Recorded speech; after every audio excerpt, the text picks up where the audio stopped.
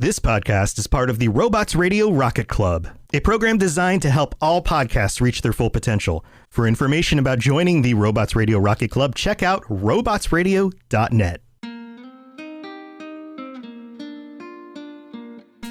Hey all you heroes and champions, crows, pirates, and inquisitors. Welcome to the Dragon Age Lorecast. I'm Shelby. And I'm Austin. And we are so excited to bring you this podcast. Every episode, we'll be talking about a different topic in the Dragon Age universe. From the Maker to Lyrium to Aravels, we will cover it all. There will be spoilers. And always remember, swooping is bad. Hello, and welcome to the Dragon Age Lorecast, where we talk about all things Dragon Age and the lore of this rich world that we all know and love. My name is Austin, or Teacup, and I am one of your hosts for this podcast. And I am Shelby, or She-Cup, and I am your other host for this show. So, Shelby, welcome to Season 3. I know! Can you believe it? I really can't. I really can't believe that it's Season 3. And I just want to take this moment that we're on our Season 3, which is kind of our third little ideas or like big grouping of topics that we're doing. And I am just overwhelmed by the amount of support that we've gotten for this podcast. When we started, not even a year ago with this podcast, I thought we would be lucky to, get 50 followers on Twitter and get 1,000 downloads. And it has just been overwhelming how much support and more support than that we got. And I just want to say thank you to all of our listeners who have done that and made this one of the best things for me to do. Yeah, I totally ditto to everything you said. I know we put a lot of work into this show, but we do it because we love it and we do it for y'all. And so I'm speaking for you too, Austin. We're just really thankful and grateful that y'all like our show and that you appreciate the work we do and that we finally have somebody to talk to Dragon Age, that we finally have so many people to talk about Dragon Age with other than ourselves. So yes, thank you from the bottom of our hearts for all the support you've given us. It's truly been amazing. Yeah. So with that being said, are you ready to talk about some Dragon Age?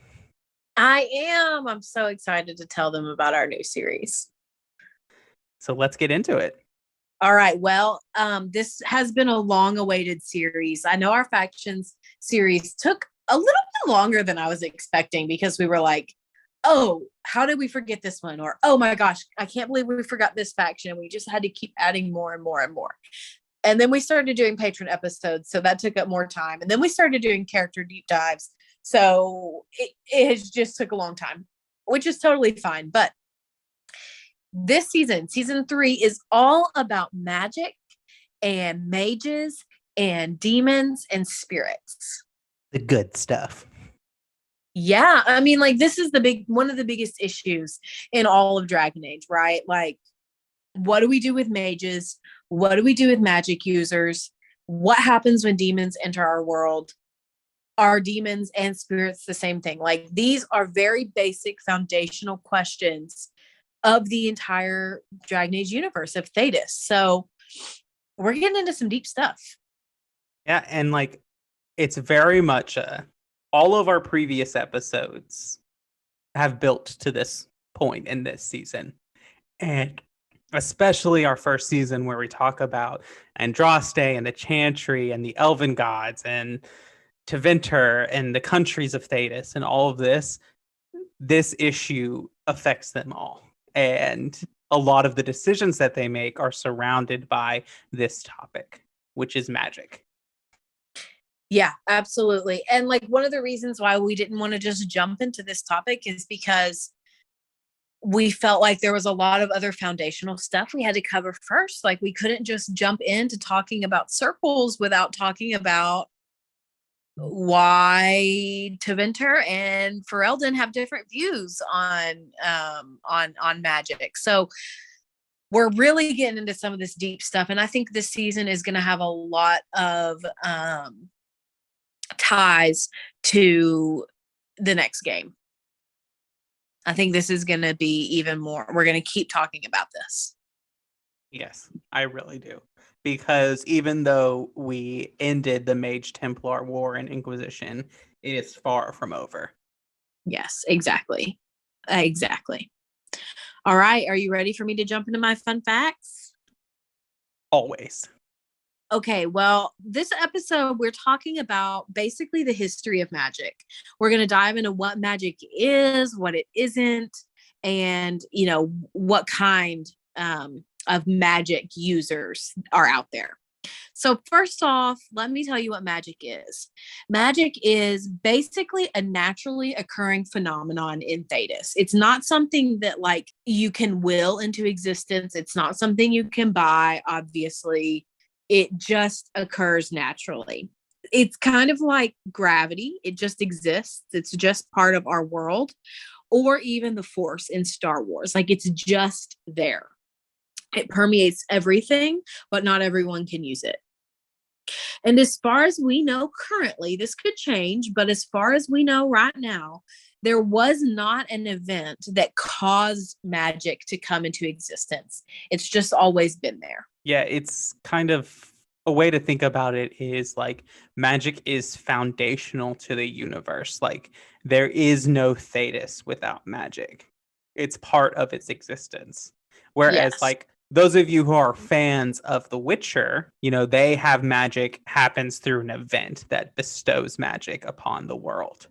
That's not what's happening here. Magic has always been something that's been around, and even before the Chantry and before the circles, there was magic and mages, even though they might have not called themselves mages. Yes, absolutely. So that's a great transition because some people are born with the ability to interact with, control, and shape magic. We know them as mages. And it's important to note dwarves, as of yet, are not able to be magic users or mages due to their prolonged exposure to lyrium, which grants them a natural immunity to magic. For surface dwarves, this natural immunity does fade over time. But as we know, due to the Descent DLC and Inquisition, dwarven inability to be a magic user could potentially change with Volta's story. So magic also tends to run in bloodlines, and especially in Tevinter. That's something that's very important to them. And they kept extensive genealogies of all families who were known to produce mages. And we know that like this is something we see in the series. Like the Hawk family is a perfect example. If you play a Hawk mage, like their father was a mage, and then you have Bethany and your mage Hawk are all mages. And in that same line, the Amels, the warden, if you're a human warden, they're an Amel and they're a mage. And so there's kind of that evidence of magic, but there's also evidence of mages being born to non-magic families, basically. Connor, Eamon, son, is a perfect example. Fainriel also. And there's also evidence of magic users who don't produce magical children. I think the primary example of this is Felix Alexius, Garyon Alexius, his son from Inquisition. So that's also a thing. But anyway, so where does magic come from? As far as we know, conventional magic originates from the Fade, which is the realm where spirits live and where humans, Kunari, and elves visit during their dreams. Notably, dwarves don't dream. So we'll talk more about that later. And so especially in Origins, when the combat system is a little bit more complicated, we use mana a lot, and you can drink a lyrium potion to increase your mana, right? Or to replenish your mana. But mana is a measurement of your ability to channel energy from the Fade. It's not necessarily like a measurement of your magic, but it's used to then practice magic. So it's about basically your capacity for using magic, not your ability, if that makes sense. Right. And this is a point of like, I remember talking in the Discord one time about this, that you don't necessarily need lyrium to do magic with a mage. Lyrium just increases the mage's ability to do magic, or gives them a focal point in which to channel it, like, so they don't have to use their mana to do that. Yeah, exactly. Okay, so let's get into the history a little bit. So no one knows who first discovered magic, as I'm sure you could guess. It's been a part of Thedas as long as Thedas's history has been recorded, from the elves of Arlathon to the mages of Tevinter and the establishment of the Chantry. Magic has always been around. But perhaps the first magic society was the ancient elven kingdom of Arlathon. As far as we know, most of the elves who lived during this period were magic users. According to Solus, magic was innate to everyone. And this is part of the reason why ancient elves didn't die. They entered into what they call Uthenera, which I think it means living sleep or something similar to that, where they basically go into almost a catatonic state of sleep. And they're not quite dead, but they're also not alive. And so magic is the reason why they were able to do that. And so also, as we know from the history, when supposedly the ancient elves came into contact with humans, that's when their immortality and their magic started fading. Right. And so according to Solus, at least, if we take that for what it's worth, this happened because of the veil. Like, there was not a veil at this time, and so the line between the material world and the Fade was a lot thinner and a lot more blurred, and so it's easier to access magic. Exactly. And that's what I was just getting to next. As we've talked about very often before, in minus 1195 ancient age, Tevinter conquered Arlathon. And the court of the Magisters is what they were called. They officially became the royal court of Tevinter.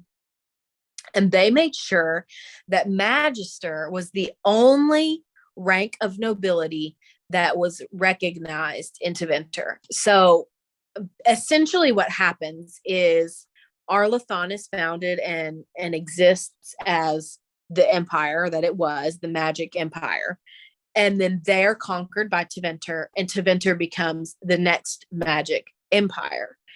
And so it's after that we really start to see laws against magic. We start to see the regulation of magic more. So I think that's pretty notable that it wasn't always like it is currently in Dragon Age. Circles didn't always exist. There have been different types of magic to exist in history. Right. So let's talk about the onset of magic a little bit. Magic is an innate ability, but it does not appear immediately at birth. Throughout Thedas, the onset of magic has ranged widely in different characters. And I mean like a vast spectrum of ages. So for example, Meryl was 4 years old when her magic started, whereas Fiona was 14. That's a 10-year age gap. That's a really big difference. So if Fiona lived in like the Harry Potter universe, like she would not be going to Hogwarts. She missed the cutoff. Right. And I think that it's also interesting because it means that they get at the circles at different times. And I think this is a big deal because, and I can't remember who comments on this and what characters, but it's talking about like, well, one character's talking to another and saying, well, you don't really know what it's like in a circle because you came to it so late. You didn't grow up in the circle. And I think that's a big deal. Like when you're taken when you're 4, even though Meryl is Dalish and she's raised among her clan, but when you're taken to the circle when you're 4 years old and then that's all you know, like, I don't have very many memories from when I was 4. So the idea that you would have most of your life would be in this circle would change your perspective than someone who came in, say, at 14 or even like 8 or 9. Yeah, you're absolutely right. And I also think that we see this, we see proof of this in game. because we see different characters taking their harrowings at different times. They don't all do it at once. And for example, if you are a mage origin in Origins, you take your harrowing, you pass, you come out of it, and Jowan immediately is asking you all kinds of questions about it and is talking about, I want to take mine, but they won't let me. And we know that the reason for that is because he's practicing blood magic. But that goes to show you that everyone doesn't do it at the same time. And it's very much a test of when you're ready to do it. Makes sense. And we'll probably get into this, but like there's a big risk with the harrowing. And so I'm sure that there's a process to make sure that like you are set up in the best chances to succeed your harrowing. Because at least in its intention, you're not supposed to go in there with the intention of failing. Maybe under Meredith's circle, you might, but not in the ideal world. Yeah. Mm-hmm. Well, before we get into types of magic, I think now might be a good time for a break. All right. Well, let's do it. Enchantment? Enchantment! You need me. Ugh. I am yours as always. All right. Well, welcome to the middle of the show where we talk about all things that don't have to do with the Dragon Age lore cast in the lore. And we talk about all the other things like thanking our patrons. Yes. So, Shelby, do we have any new patrons? We don't have any new patrons. I think we thanked them all last week, but we do have all of our regular patrons that we can thank. So do you want me to do that or do you want to? Sure. You can go ahead. Okay. So we always thank our first 5 patrons and any new patrons or patrons at the divine tier or higher. We don't currently have anyone at the divine tier. So if you want your name read every single week, hop in on there. But our first 5 patrons are Lisa M, Genesis, Derek B, Fletcher M, and Zuba. Thank you so much for being our patrons. Yes. And we do actually have a new patron. Oh, we do. Yes. So Christopher L is a new patron, $5 tier. So Christopher L, thank you so much for your contribution and joining the Patreon. Yes, and I'm so sorry I forgot you. And if you would like to support us on Patreon, you can go and find the link in the episode description. We would love to have your support. There are various tiers with all kinds of benefits, from the most basic of ad-free episodes and early access to episodes to all the way to having your name read out on every show and joining us for our monthly patron chat, which is coming up in a couple of weeks. We also take this time to read any reviews we have. Reviews are a great way to support the podcast. They let other people know what's great about the podcast. They let know that this podcast is active. And it puts the podcast higher up in search orders when we get good reviews, and we have a lot of reviews. And so you can do that on Apple or Spotify. You can rate us on Spotify, or on Apple, you can leave us 5 stars and leave us some words. And if you do that, we will read your review on a future episode of the show. And so, Shelby, do we have a review to read today? We do. So this one is titled Best Dragon Age Podcast. This is what it says. Do you like dragons, elves, magic, and orcs, aka Darkspawn? Have you ever wanted to know more about Dragon Age without finding all of the Codex entries? Have you ever visited a fandom wiki? Then this is the podcast for you. Seriously, Shelby and Austin are fantastically amazing. I can't stop raving about them and their work, and I've got to do my part to get the word out to potential new listeners. I bet they would even beat the game developers at Dragon Age trivia. I'm not sure about that, but thank you. Give them a listen, and I promise you that you won't be disappointed. May Andraste's light guide your ears to their sage wisdom. And this review is from Cash Collins, and we are so thankful for this awesome review. Yes, thank you so much. All right. We also want to know that we are still running our Show Us Your Hawks, or Heroes, Hawks, and Heralds. And you can share that via Discord, via Twitter, or an email. And do we have one to share today? We do. Woohoo! We had one of everything today. So this hero is from Will P, and he emailed us. This is our first email submission, so thank you for being the first one. And this one is Band Oliver, the hero of Ferelden. So Hero Band Oliver is named for Will's two dogs, Bandit and Ollie. Cute. We'd love to see pictures. So join our Discord server and send us pictures, please. So Band Oliver started as a Dalish elf who was saved by Duncan after his friend Talion touched a mirror in a cave that knocked Band Oliver unconscious. Afterwards, he went with Duncan to Ostagar, where he met Alistair and the other recruits.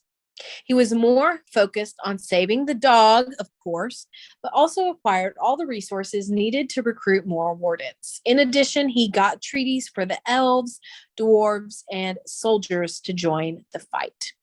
Band Oliver was kind of a player. He went back and forth between Morrigan and Liliana. And while ultimately settling on Liliana, he did perform the dark ritual with Morrigan. When he was in Orzammar, he helped King Balin take the throne. And he did not want to go through the provings because he had already done enough fighting and proving himself already. Fair. And he was also instrumental in starting an Orzammar chantry. In Redcliffe, Band Oliver had no choice but to kill Connor, and during the Landsmeet, he stepped aside while letting King Alistair kill the traitor Logain. All other members were recruited and had solid relationships with Band Oliver. As a request to Alistair, the king granted significant amounts of Ferelden land to the Dalish. Thank you so much, Will, for submitting Band Oliver, the hero of Ferelden, to this segment. We are super pumped that we're able to feature him. Yes, thank you. And you too can show us your heroes, hawks, and heralds on our Discord. You can email it to us. You can reach out on Twitter. Wherever you can find us, you can send us your heroes, hawks, and heralds. And so I think that's all we have for the middle of the show today. I think so. Let's get back to it. Alrighty, let's go. Well, that was Orlesian. Dareth Shira. You fear barbarians will swoop down upon you. Yes, swooping is bad. Okay, so let's talk about different kinds of magic. And there are a lot, like a lot. So don't take this as an exhaustive list, though I have tried to compile most of them. So first, I think, is the iconic blood magic. Okay, right? Blood magic is a school of magic that taps into the power within your blood. Pretty self-explanatory. But this fuels your spell casting and gives the user way more power than you would have by just using mana or lyrium.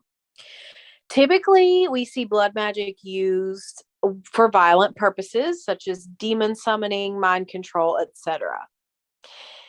It's been said that the Evanuris used blood magic to empower themselves and subjugate the ancient elven people, while Thalzian of Tevinter used it to establish himself as king and emperor and spread worship of the old gods. We also know lots of Grey Wardens have used blood magic as well to defeat blights. So while blood magic is extremely stigmatized in Thedas, and even Tevinter disavows its public use technically, it's also been used throughout history to advance powerful people's goals. And I think this is the big reason that the Chantry completely disavows blood magic. And it has to do with the fact that it can be used to control minds.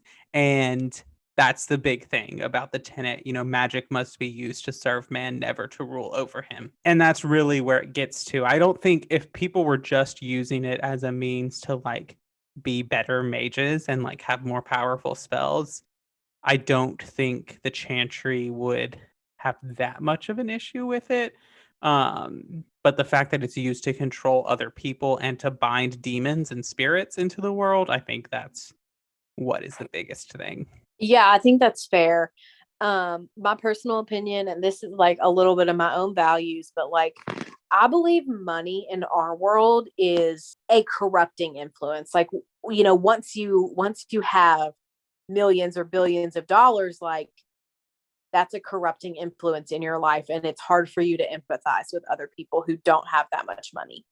I kind of see blood magic as an allegory for that, because once you use a little bit of it, you can't stop.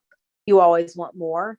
Once you start using more and more and more, it consumes you and corrupts you until you can't stop. You might start saying, oh, I'm only going to use it on myself. I'm only going to use my own blood. And then you might move on to animal blood. And then you might move on to people who are willing. And then you're probably going to move on to forcing people and enslaving people so you can use their blood to power your magic. Yeah, and I think from like a thematic and writing point of view, in a lot of ancient religions and religions that existed, especially in the like Judaic world of that like area, blood was considered like the source of life. Like, so to steal blood or use blood would be taking the very essence and power of life. And so that's what like, and that's why it was necessary for blood to be used in like sacrifices, because it was the power of life. The power was in the blood. And that's the kind of theme that we're getting here with blood magic, is that taking that sacrifice allows you a shortcut basically into magic, whether you're using your own blood or someone else's. Right. So let's move on from blood magic a little bit to something that's semi-related. And you may not have heard of this one. This one's called blight magic.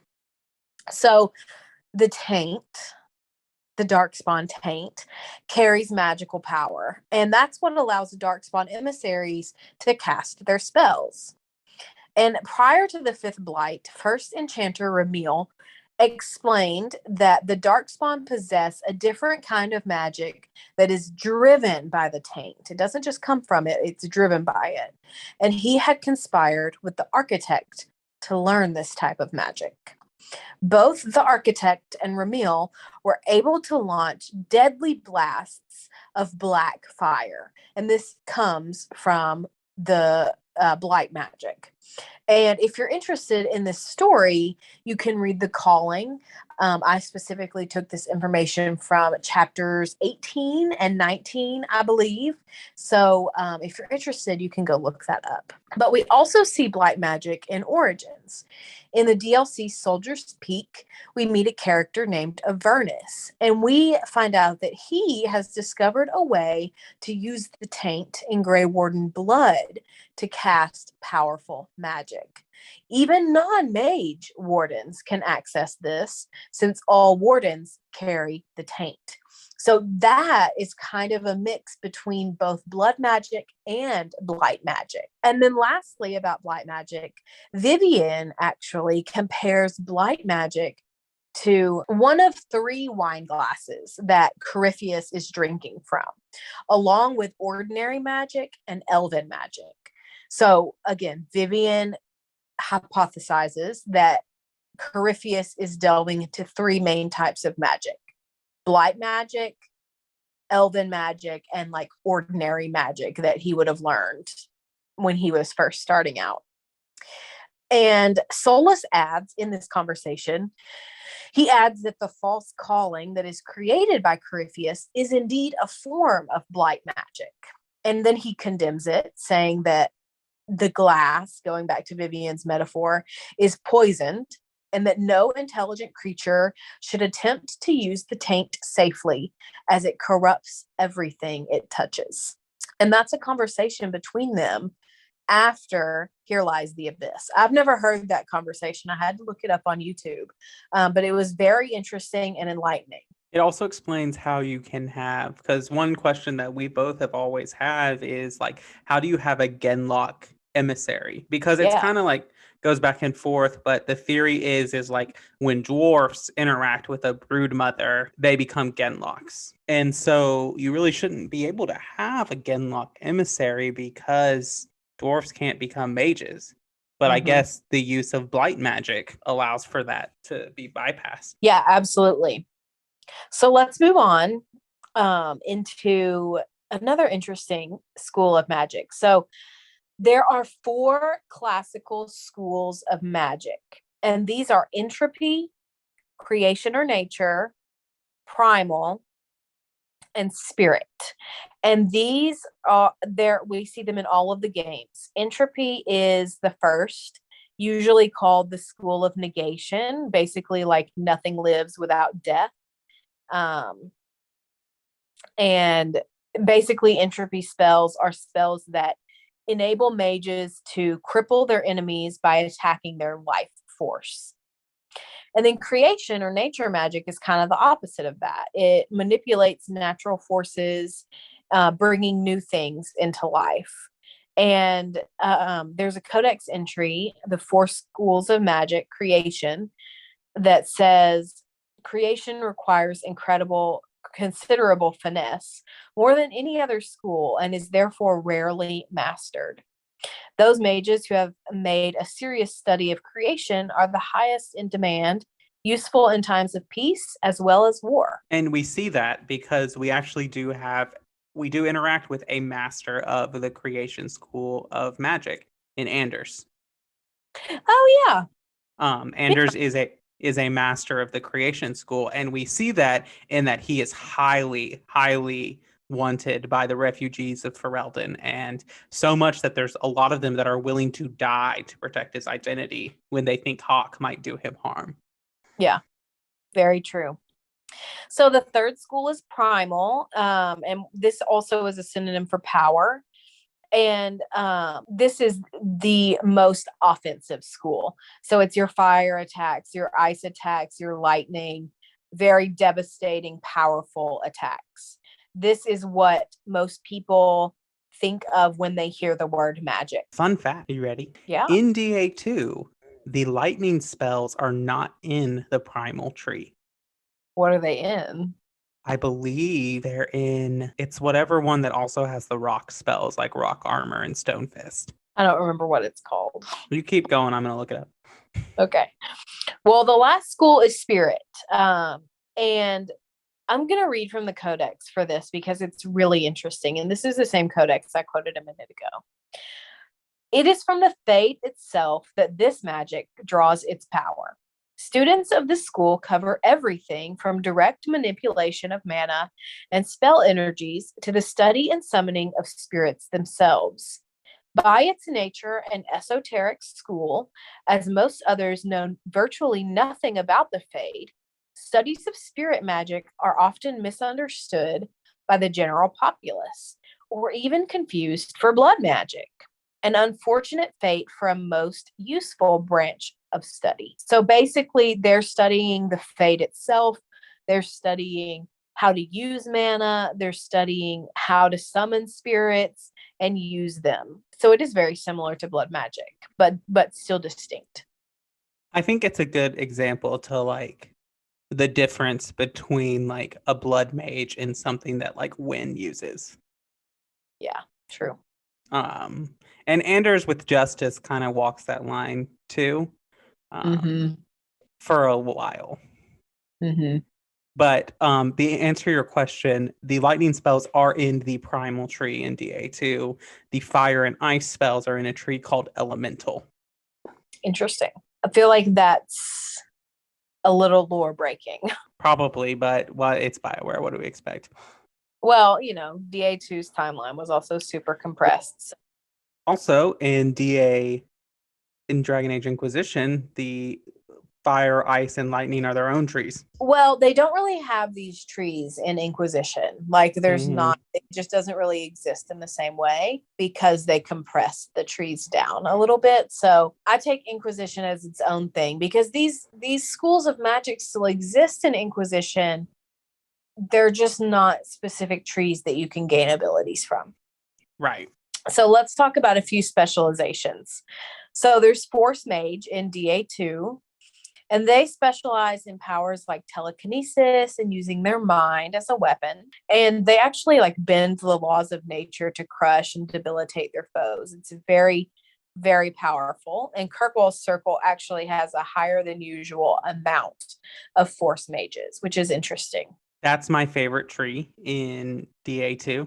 I know Blood Mage is obviously overpowered. It's always overpowered. But I love doing Force Mage solely for the ability in spell that's called Fist of the Maker, which is basically just like you bring down force and knock everyone down. Bethany Hawk is a Force Mage. if you send her to, when she finally either joins the Warden or goes to the Circle, she has the Force Mage tree specialization. Right. She is the only companion. The Hawk twins are the only companions who don't get their own like companion tree in DA2. Yeah, I think that's sad. I don't like it. Yeah. Okay, so my next specialization that I want to talk about is necromancy. And we're going to spend a little bit of time on this one because of what we said in our last episode about how the color scheme of the Dragon Age Dread Wolf stuff is very similar to the necromancy color. So before we get into that, necromancy is a type of magic that specializes in binding spirits, especially those who are drawn to death. So it's a little bit distinct from spirit magic, but very similar. According to Solus, however, a necromancer is actually binding wisps that are too simple to be considered spirits. So not fully spirits with like the ability to communicate. They're more binding wisps that are not fully, like they don't fully have thought, if that makes sense. Dorian uses this specialization. And according to Mary Kirby, who we quote her all the time, and she's a writer at BioWare, she says that necromancy does qualify as blood magic. However, Vias Anaxis, who is the necromancy trainer, argues this, quote, blood magic consumes life, manipulating and destroying the living, while necromancy honors life by venerating the dead. I would argue that it's not quite venerating the dead. It's more like using or exploiting the dead. But I see his point. Right. I think it comes down to like his point of difference, I feel like comes to intention. Whereas like blood magic's intention is to gain power and to manipulate other people and bind demons and spirits to your will so that you can become more powerful. Whereas necromancy is a little more complicated than that. And I think that has to do with the next point that you're going to get to, which is the Mortalitasi. Yes, exactly. My next point was literally, how is this different from the Mortalitasi? And honestly, it's not. In the specialization quest in Inquisition, you have to craft a ceremonial Mortalitasi skull. You also gather Navaran skulls. And so to me, this suggests that they're one and the same. The difference only being that the Mortalitasi are a specific subgroup of necromancers in Navarra. So not all necromancers are Mortalitasi, but all Mortalitasi are necromancers. Yeah, it's like a point of like all of the Antivan crows are assassins, but not all assassins are Antivan crows. Right, exactly. Okay, so the next one is Rift Mage. And this is a new type of magic. It was introduced in Inquisition. So Rift Mages manipulate the Fade and the Veil and use them both as a resource to produce powerful magic. Rift Mages basically take their mastery of the Fade to the next level with their specialization because it allows them to use offensive spells in ways that you couldn't previously. So it is a relatively new branch of magic that began to emerge more after the breach in Inquisition, but also has ties back to Force magic in DA2. Which makes the whole Fist of the Maker spell much more interesting because, like, you know, they say the Maker dwells within the Fade somewhere. Even though the Golden City or Black City or whatever it is empty. Right. So yeah. Go ahead. Sorry. I was just going to say, it just is interesting to me, like what they name the spells. Like, is it named that because of what it is, or is it how like the sentient beings of Thedas are interpreting what's happening? Mm-hmm. Yeah, I don't think we know. Okay, so our last type of magic that I want to talk about is actually not a type of magic at all. But this is a hedge mage. And you may have heard Vivian throw this term out as an insult before.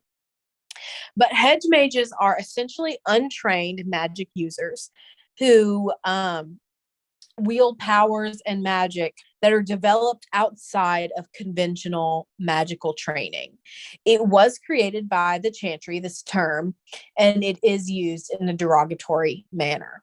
So, for example, Solus essentially pretends to be an elven hedge mage apostate who just lives in the forest. We know that's not true, but that's what he promotes himself as. A lot of hedge mages aren't aware of their power. And hedge magic was also studied extensively by Magister Alinius at the height of the Tower's age. And he coined them with a term called arcanist derangement, and argued that magical talent is like a flowing river.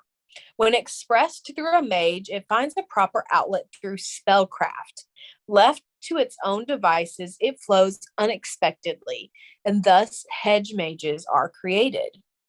Once becoming a hedge mage, there is no turning back. They cannot learn and cast spells as normal mages know them. So to me, that would suggest that Solus, his whole alibi of being a hedge mage would be seen through pretty easily. Yeah, because he's powerful. Yeah, and like he uses spells that we all know. I mean, he also uses some, I'm sure, that are like ancient elven, but also, yeah, I don't know. But anyways, prior to the formation of the circles, hedge magic was commonly practiced in the form of ancient traditions and rituals, with knowledge handed down from one generation of practitioners to the next. There's a lot of examples of hedge mages in Thedas. So some of these would be the witches of the Chastened, the shamans of the Avar, and the seers of Rivain. Kunari Cerebos are also basically hedge mages with a little bit of a difference, but they can be lumped into this category as well. I think it's so interesting that the Cerebas, like, they only use lightning spells. Maybe that's just like a gameplay thing that BioWare did to like be his enemy, but it's just interesting to me. Yeah, I don't know. It is interesting. Do you have any thoughts on all these different schools of magic? It's really interesting because I've always considered like Dragon Age mages are very much in like the D&D sorcerer class, which are like how sorcerers get their magic is they are either through a bloodline or something like that. They have an innate magic within them. It's something that they're born with, whereas like your other spellcasters, like Druid gets it from communing with nature, Cleric and Paladins get them from their oath, and Divine like allegiance, and then Wizards study, and Warlocks make a deal.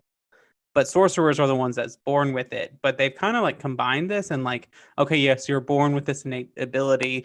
Now it's time to study these different schools of magic. And, you know, the student in me would be like, I want to know everything about all of them. I don't want to specialize in one. Yeah, it would be so hard to pick just one. Mm-hmm. But I mean, if I had to pick one, I would probably pick something like creation or even entropy. Of course you would. Just because I think that I would want something that's more like helpful to the world than like offensively important to me. Yeah. I don't know what I would pick. I'm pretty drawn to, I don't know, I was giving you crap, but I think I'm pretty drawn to creation and nature magic too. Okay, so do you want to move on to our final topic before our side character? Yeah, let's do it. So I thought we could talk a little bit about magic in modern Thedas. We've talked all about the history, where it comes from, all that stuff. But what is magic and magic users? What are they like now? So most mages in modern Thedas, at least prior to 940, belonged to a circle of magi. They are typically taken to a circle as a child or a teenager, where they undergo the apprenticeship process until they're ready to undergo their harrowing. And the harrowing is a test that all apprentices must undertake to become a full mage and member of the circle. Kunari, they pretty much have no tolerance for mages nor for magic. They refer to mages as Cerebos, which literally translates to dangerous thing. Those among them who are found to possess magical ability are kept on leashes by special soldiers who are called Arvarad, and they're fitted with like blinders over their eyes. Their horns are sheared off, and in extreme cases, their lips are stitched together. If a Cerebos is found practicing forbidden magic, their tongues are cut out to prevent them from corrupting others. This is extreme to the max. And I find it a little bit horrifying because it's not like they can control it. It's not like they chose to have magic. It's not like they sought it out. So for me, I'm always taken aback by the Kunari response to magic.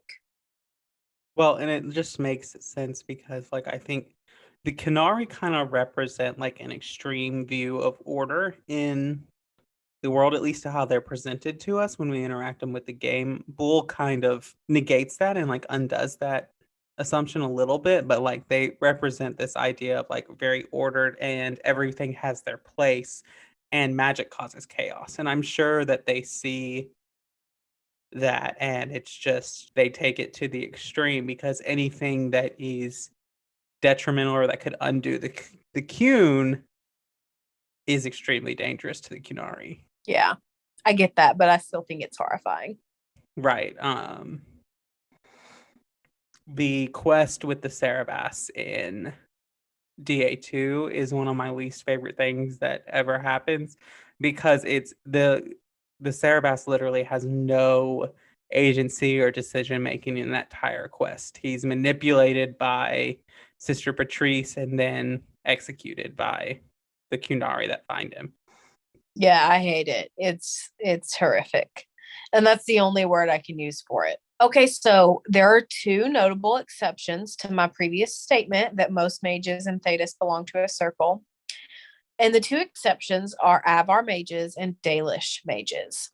So for the Avar's mages are incredibly powerful shamans, and they're referred to as augurs. They see the spirits as gods. And the purpose of their augur or their mage is to communicate and consult with the spirit gods and provide advice to their ruler, or Thane is what they're referred to. So mages in training for the Avar willingly undergo spirit possession so that they can learn from them. This is radically different from any other culture in Thedas. I find it extremely fascinating. We learned a lot about them in two quests in Inquisition, in the whole Frostback Basin DLC, and also when you go to the Fallow Mire, you can meet an Avar augur, and he tells you some of this stuff too. I found it extremely fascinating, and I hope we get to learn more about the Avar in new Dragon Age content. So very, very different from pretty much everyone else in Thedas. I think it's interesting that they basically have the exact opposite of a harrowing. Like a harrowing is designed that you resist and don't give in to spirit possession. And the Avar have the opposite of that. They go to be possessed, literally. Yeah, that's a really good point. I hadn't noticed that. Okay, so the Dalish. The Dalish elves are basically, for all intents and purposes, the most accepting of mages. Dalish believe that magic is a gift from the creator or creators, and that study of magic is the key to rediscovering their lost history. They also recognize the risk of magic, and so because of this, they will exchange their mages so that all clans have enough. Mage children are personally instructed by the clan's keeper, who is always a mage. So their leader is always a mage. It's very interesting to me that both the Dalish and Tevinter, their leader is always a mage. Well, and it makes sense because like Tevinter mage, like magic is power. like in all aspects of society. But to the Dalish, like you said, like magic is a key to their history. And I'm sure that that being established is some reminiscence of remembering their empire in Arlathon. Yeah, I agree. So Dalish magic tends to be more practical and subtle than circle magic, which makes sense because that very much goes along with their culture. And their magic often revolves around healing and herbalism and tends to be focused on natural forces. So Dalish mages don't generally use any magic involving spirits because they believe that they are inherently dangerous, which I find incredibly ironic due to Solas's like whole everything. Yeah, definitely. Which makes you feel like, I feel like a Dalish Inquisitor who is maybe not a mage, or even if is a mage, like the way Solas talks about spirits, I wish there was more like unique dialogue you could have of like how a Dalish would actually react to that, because their view is similar to the Chantry but a little different. I just think that's interesting. Yeah, that's fair. Okay, well, do you have any other thoughts about magic? I know this was a lot of content because this is a huge topic. So, any final thoughts before we move into our side character? Not for me. So let's get on it. Okay.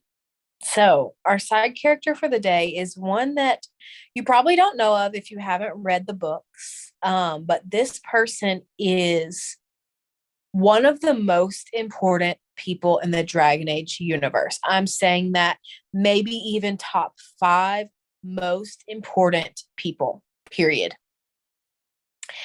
And this person's name is Pharamond. And you're probably thinking I'm crazy right now because you haven't heard of him. Well, let me tell you about Pharamond. He is an elven Tranquil mage. And he's also a very close personal friend of Wynn's. And we also meet him in Asunder.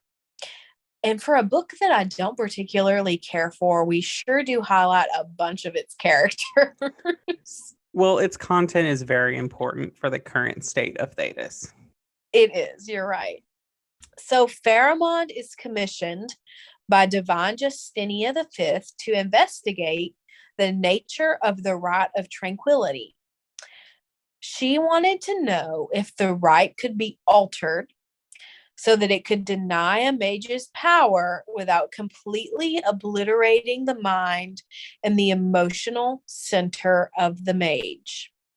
She also wanted to know if the rite could be reversed. This is interesting to me because, as we know from Dragon Age Inquisition, the Seekers know that yes, the Rite of Tranquility can be reversed. So that tells me that the Seekers don't even tell the Divine that the Rite of Tranquility can be reversed. To me, that kind of makes sense because the Seekers are older than the Chantry. And I think that, well, I guess the organization that becomes the Templars and the Seekers is older than the Chantry. Yeah, not by much.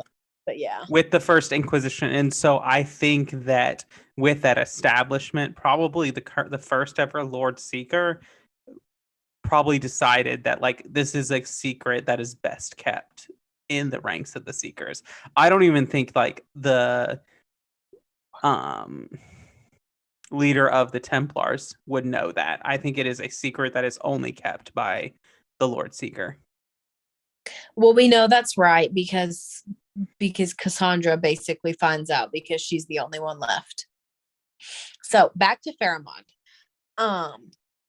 Pharamond is sent to Adamant Fortress and he started experimenting and trying to figure out if the Rite of Tranquility was reversible or not.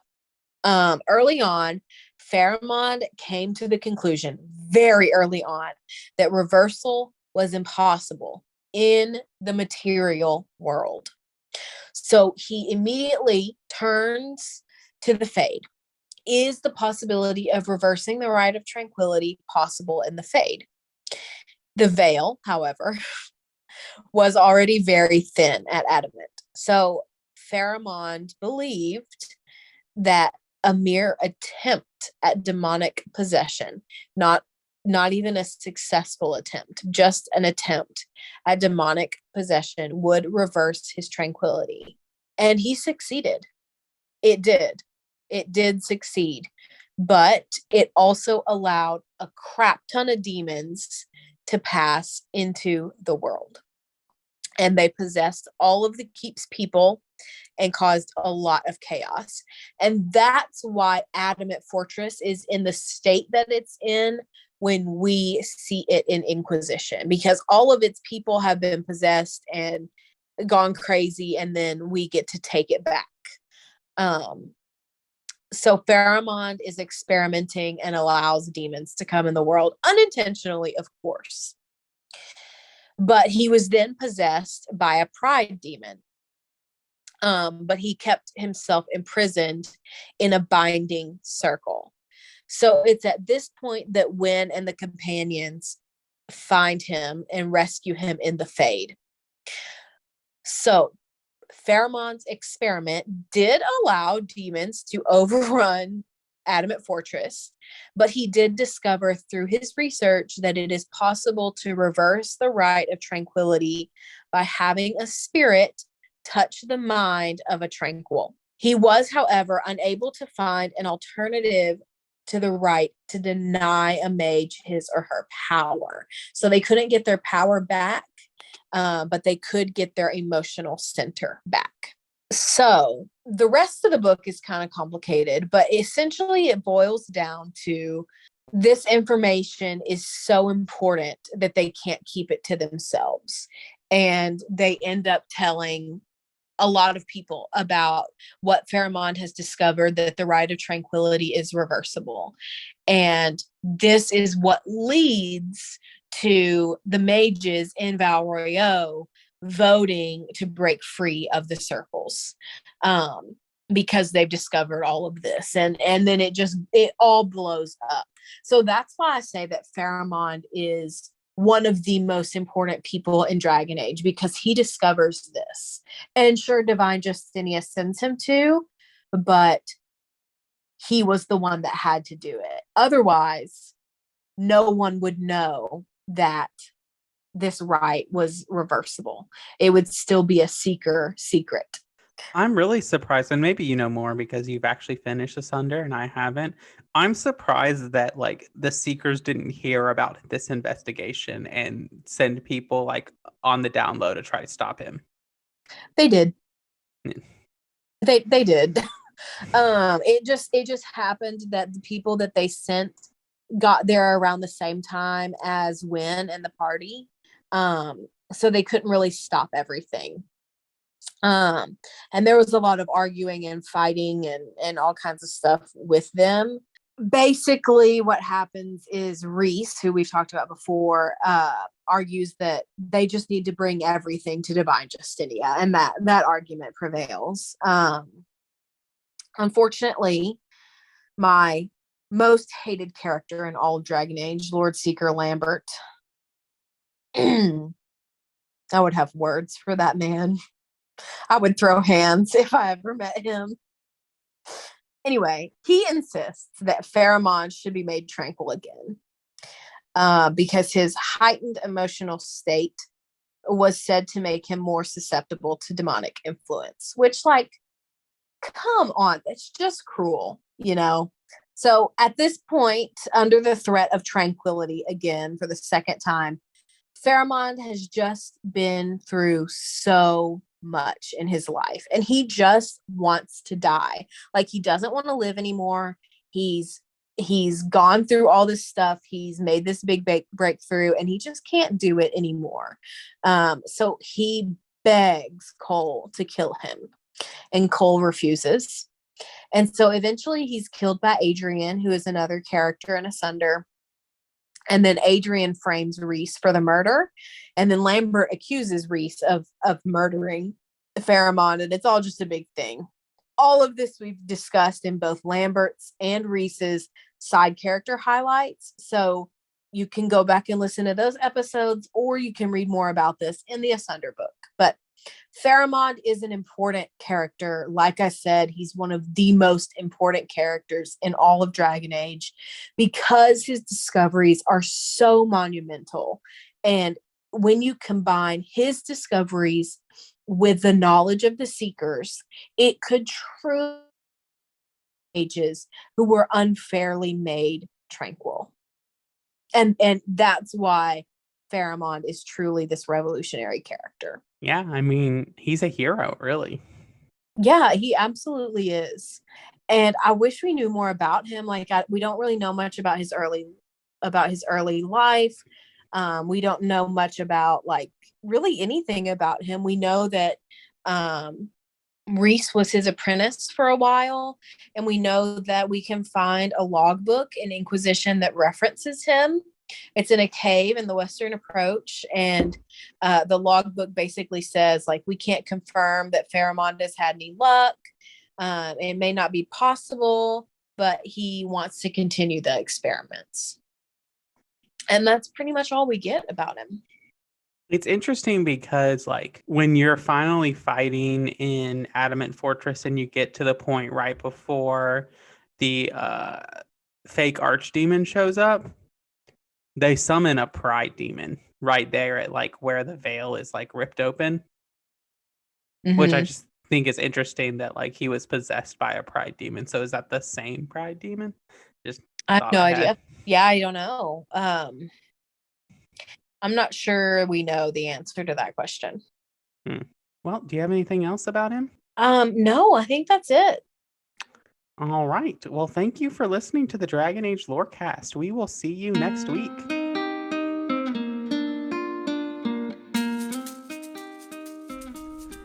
Thanks for listening to the Dragon Age Lorecast. As always, you can find us on Twitter at DA Lorecast. If you have any lore questions, topics to unpack, or side character suggestions, email them to us at dalorecast@gmail.com. The Dragon Age Lorecast is a part of the Robots Radio Rocket Club. You can join the Robots Radio Network Discord by clicking the link in our episode description. If you enjoyed our show, we'd love it if you'd subscribe and give us a review. See you next time. How well do you know your video game lovers? Have you ever wondered how your video game bays stack up against all the other delectable digital dates? I'm Genesis, the girl whose motto in life is love, laugh, tequila. And on Two Girls, One Ship, we analyze, rate, and review all that the world of video game romances has to offer. And I'm Vervada, the hopeless romantic cat lady and lifelong gamer. But you should know that our podcast centers on character and romance analysis and doesn't shy away from exploring the fun of physical connection. Or from the deep emotional connections built between two characters, using specific in-game dialogue and the overall narrative journey. So join the Two Girls, One Ship shipsters, and remember, beauty is in the eye of the controller.